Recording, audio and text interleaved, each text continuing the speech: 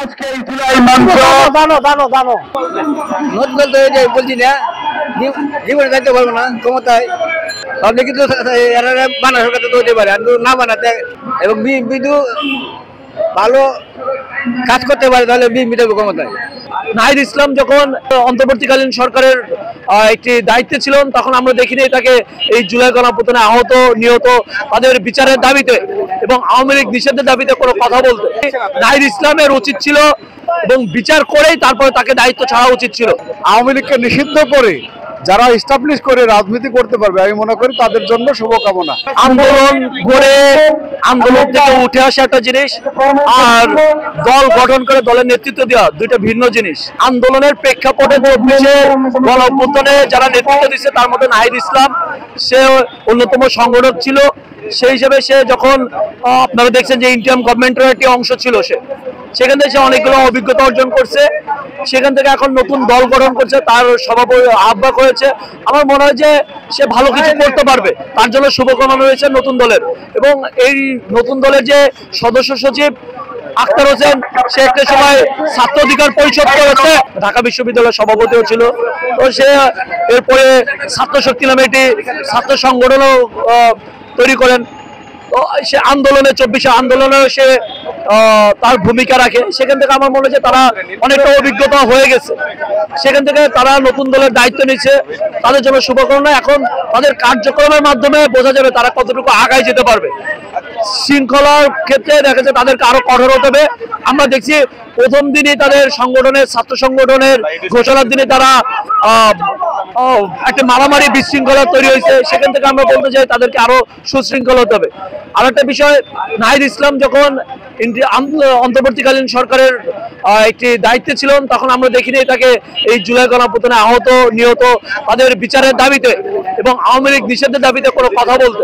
সেখান থেকে আমরা মনে করছি নাহিদ ইসলামের উচিত ছিল যে আরো এই বিষয়ে একই অনড় থাকা এবং এই বিচার ব্যবস্থা এবং বিচার করেই তারপরে তাকে দায়িত্ব ছাড়া উচিত ছিল। বাংলাদেশে নতুন রাজনৈতিক দল সৃষ্টি হয়েছে, অবশ্যই তাদেরকে ছোট বড় চোখে দেখার আমাদের এই মুহূর্তে পরিবেশ নেই।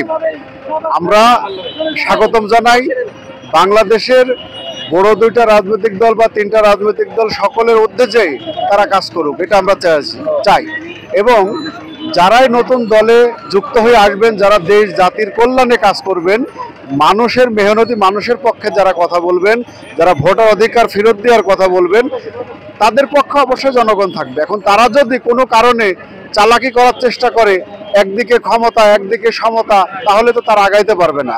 তো তারা যদি প্রকৃতপক্ষেই চায় দেশপ্রেম থাকে ভিতরে, এবং আমরা এই জুলাই মঞ্চ থেকে আমরা একই কথাই বলতে যাচ্ছি যে যারা দেশের পক্ষে গণহত্যার বিচারের পক্ষে থাকবে, গণহত্যার বিচার করে আওয়ামী লীগকে নিষিদ্ধ করে যারা এস্টাবলিশ করে রাজনীতি করতে পারবে আমি মনে করি তাদের জন্য শুভকামনা। যদি সরকারে থাকার শখ, সরকারে থাকবে, বিরোধীও থাকবে, ক্ষমতায় থাকবে, তার মধ্যে থেকে দল তৈরি হবে, সে বিষয়ে মানুষের আকাঙ্ক্ষা পূরণ হবে না।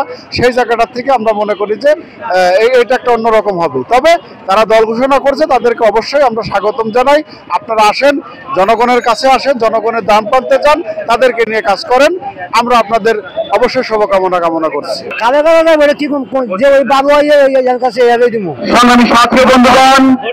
আজকে এই জুলাই মঞ্চ দীর্ঘদিন ধরে এই একই জায়গায় জুলাই মঞ্চ কাজ করছেন এবং আমরা সকলকে বারবার অনুরোধ জানাচ্ছি নতুন বলছি না জীবনে যাইতে পারবো না ক্ষমতায়, যত চেষ্টা করুক এরা ক্ষমতা আসতে পারে এবং না আসতে পারে, এটা তো বলার বাইরে।